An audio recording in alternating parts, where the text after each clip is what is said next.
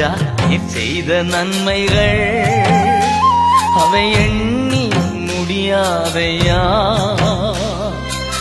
ஏறெடுப்பே நன்றி பலி என் ஜீவனாளெல்லாம். கர்த்தருக்கு ஸ்தோத்திரம்.